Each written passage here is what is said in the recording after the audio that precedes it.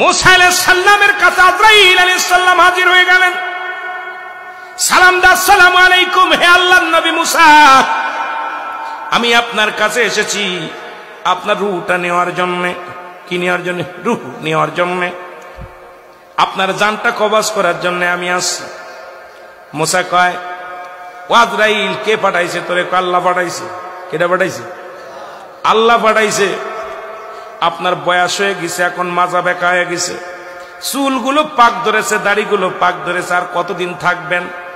যাবার সময় হয়ে গেছে, আপনার এখনই চলে যেতে হবে, আমার আল্লাহ পাঠাইছে আপনার কাছে। বলে, আজরাইল রে, তুমি তো আমার নিতে আসছো, আমার কোন জায়গা দিয়ে ঢুকবা একটু জানতে চাই। আমার ভিতরে তো ঢুকবা, এই বুকের ভিতর থেকে রুহটা তুমি সেনায় নিবা, কলিজাটা নিয়ে যাবা, ছিঁড়ে নিয়ে যাবা। আগে বলো রে আজরাইল, আমার কোন জায়গা দিয়ে প্রবেশ করবা?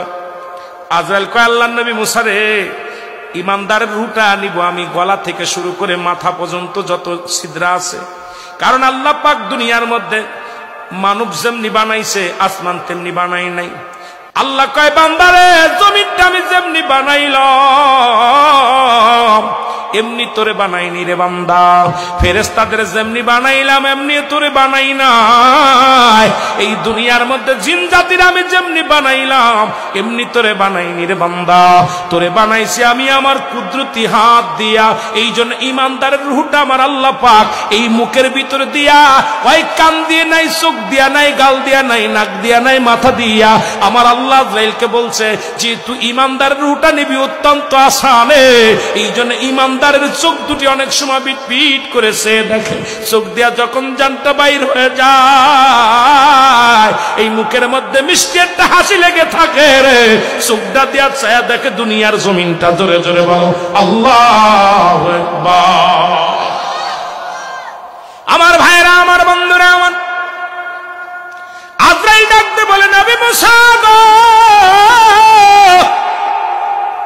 আমি আপনার রূহটা নিব। আপনার কি দিয়া? আপনার গাল দিয়া নিব, মুখ দিয়ে ঢুকবো আপনার ভিতরে। মুসা নবী, আজরাইল দাঁড়াও, আমি তোমার মুখ দিয়ে ঢুকতে দিতে পারি না। তুমি কি ভুলে গেছো যখন আমি আল্লাহর সঙ্গে দিদার হয়েছিল, যখন আমার আল্লাহ তাআলার সঙ্গে তুর পাহাড়ের ভিতরে সাক্ষাৎ হয়েছিল, আমি আমার মাওলার সঙ্গে কথাবার্তা বলেছি, আমার এই জবান দিয়ে, আমার এই মুখ দিয়ে আল্লাহর সঙ্গে কথা বলেছি। তুমি ভাবলে কেমন করে আমি তোমার মুখ দিয়ে নিয়ে ঢুকতে দিব? আজরাইল কয়, হুজুর, তাহলে আপনার নাক দিয়ে ঢুকবো।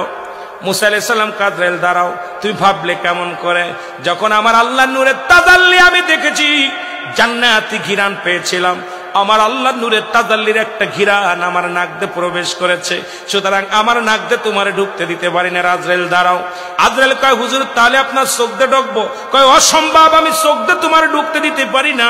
তুমি কি ভুলে গেছো আমি যখন আমার আল্লাহ তাআলার সঙ্গে দেখা হয়, যখন আজরাইল আলাইহিস সালাম ডাকতে বলবে, শুনে নাও, যখন আমার আল্লাহর সঙ্গে দেখা হয়েছিল তুর পাহাড়ে, তখন ওই নূরের তাজাল্লি আমার এই চোখ দিয়ে দেখেছি, আমার এই চোখ দিয়ে তোমার ঢুকতে দিতে পারবো না।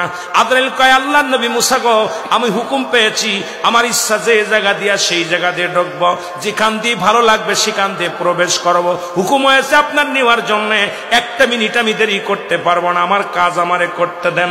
মুসা নবী একটু রাগান্বিত মানুষ, নবীদের মধ্যে সবচেয়ে একটু মেজাজটা গরম ছিল নবী মুসার।